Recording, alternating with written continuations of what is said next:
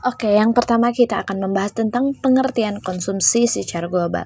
Dalam Kamus Besar Bahasa Indonesia disebutkan bahwa konsumsi yaitu pemakaian barang hasil produksi, barang-barang yang langsung memenuhi keperluan hidup kita.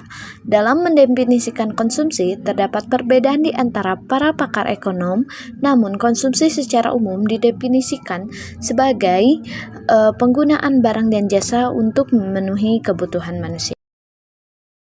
Selanjutnya ada pengertian konsumsi dalam ekonomi konvensional. Dalam ekonomi konvensional, konsumsi itu didefinisikan sebagai penggunaan barang dan jasa untuk memenuhi kebutuhan dan keinginan. Jadi konsumsi ini lebih cenderung untuk memikirkan diri pribadi sendiri. Selanjutnya ada pengertian konsumsi dalam ekonomi Islam. Dalam ekonomi Islam, konsumsi bukan hanya sekedar tindakan membeli dan menggunakan barang atau jasa saja untuk memenuhi kebutuhan. Konsep ini memiliki dimensi yang lebih luas, menyentuh aspek spiritual dan sosial dan ekonominya. Jadi tidak hanya memikirkan kepada diri sendiri saja.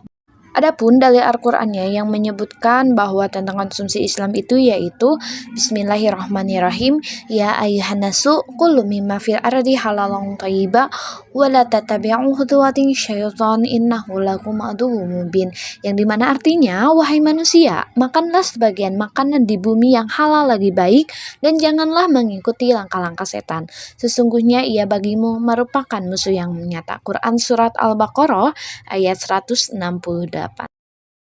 Selanjutnya ada konsumsi dalam Islam, ada tujuan, prinsip, dan pertimbangan. Tujuan yang pertama memenuhi kebutuhan, mencari ridho Allah, dan bermanfaat bagi masyarakat.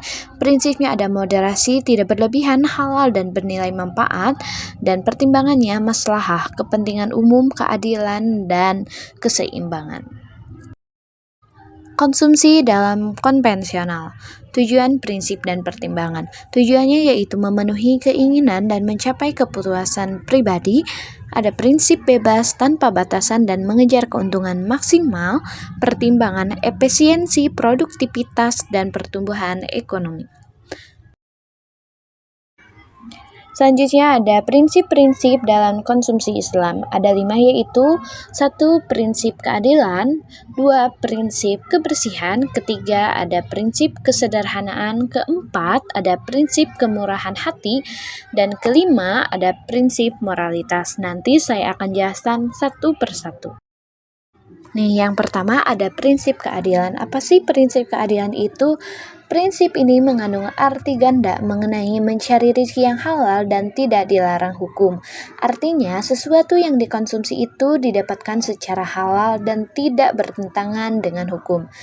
Keadilan yang dimaksud adalah mengkonsumsi sesuatu yang halal dan tidak haram, dan baik dan tidak membahayakan tubuh.